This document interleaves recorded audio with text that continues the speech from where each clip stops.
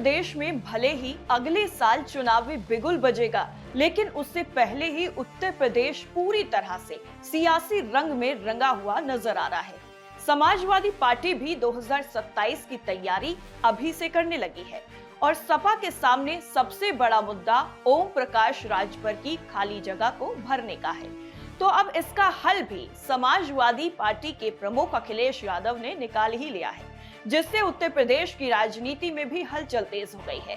तो किसने ली है ओम प्रकाश राजभर की जगह और अखिलेश यादव ने क्या प्लान बनाया है राजभर वोटों को अपनी तरफ लाने का, चलिए सब कुछ हम आपको बताते हैं। दरअसल समाजवादी पार्टी ने एक बेहद ही अहम संगठनात्मक बदलाव किया है। अखिलेश यादव की पीडीए रणनीति के तहत सीमा राजभर को समाजवादी महिला सभा का राष्ट्रीय अध्यक्ष नियुक्त किया गया है। आपको बता दें कि अखिलेश यादव उत्तर प्रदेश में पीडीए, पिछड़ा, दलित, अल्पसंख्यक समीकरण को मजबूत करने की रणनीति पर काम कर रहे हैं। इस फैसले की घोषणा पूर्व अध्यक्ष जूही सिंह ने एक प्रेस कॉन्फ्रेंस में की। इसके साथ ही साथ राजभर की काट निकाल ली गई है, ये दावा भी इस खबर के आने के बाद किया जाने लगा। दरअसल आपको बता दें कि जूही सिंह ने सीमा राजभर के नेतृत्व पर भरोसा जताया है। जूही सिंह ने कहा है कि सीमा राजभर के नेतृत्व में समाजवादी पार्टी की महिला विंग आगामी चुनावों में पार्टी की जीत सुनिश्चित करने में अहम भूमिका निभाएगी।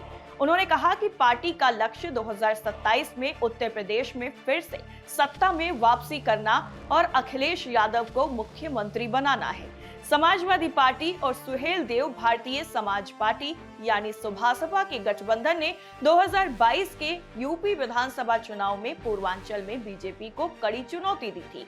उस समय सुभासपा प्रमुख ओम प्रकाश राजभर और अखिलेश यादव की जोड़ी ने क्षेत्र में प्रभावी प्रदर्शन किया था।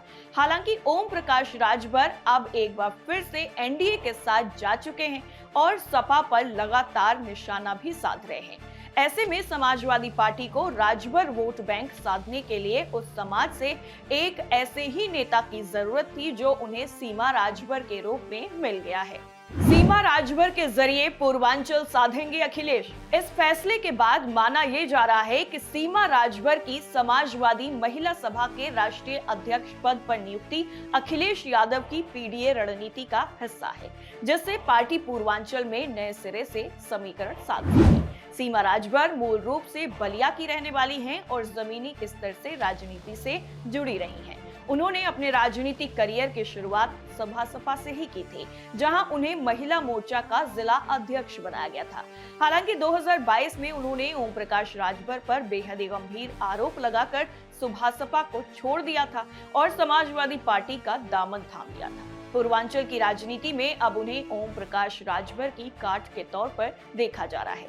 सपा नेतृत्व को उम्मीद है कि सीमा राजभर के जरिए राजभर समाज के वोटरों को पार्टी की तरफ आकर्षित किया जा सकेगा। वहीं दूसरी तरफ एक और बेहद ही अहम चर्चा हो रही है और वो ये है कि जूही सिंह को भी पार्टी में नई जिम्मेदारी दी जा सकती है। दरअसल वो लखनऊ पूर्वी विधानसभा सीट से उपचुनाव लड़ चुकी हैं और समाजवादी पार्टी के संगठन में उनका कद भी महत्वपूर्ण माना जाता है। राजनीतिक जानकारों का मानना यह है कि सपा का ये कदम 2027 के चुनाव से पहले सोशल इंजीनियरिंग का हिस्सा है, जहां पार्टी हर वर्ग को साधने की कोशिश कर रही है। ओम प्रकाश राजभर ने क्यों छोड़ा था सपा का साथ? अब आपको बताते हैं कि आखिर ओम प्रकाश राजभर ने क्यों समाजवादी पार्टी का दामन छोड़ दिया था। दरअसल 2022 के चुनाव में सपा के साथ चुनाव लड़ने वाले राजभर ने बाद में सियासी रिश्ता तोड़ दिया और वो भारतीय जनता पार्टी के राष्ट्रीय जनतांत्रिक गठबंधन में चले गए, जहां साल 2024 के लोकसभा चुनाव के पहले उन्हें योगी सरकार में कैबिनेट मंत्री बनाया गया। जहूराबाद से विधायक राजभर का ये दावा है कि साल 2022 के चुनाव में सपा ने पूर्वांचल में जो बेहतर प्रदर्शन किया वो उनके साथ होने की वजह से था।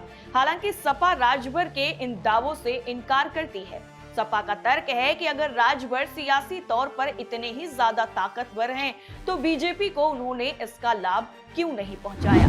अब इस नए फैसले से समाजवादी पार्टी 2027 का गोल अभी से सेट कर रही है और आने वाले दिनों में और भी ऐसे ही नए फैसले देखने को मिलेंगे, तो इसमें हैरान होने की जरूरत नहीं है। लेकिन हाँ, उत्तर प्रदेश में 2027 का विधानसभा चुनाव एक अलग लेवल का होगा, इस बात से इनकार नहीं किया जा सकता।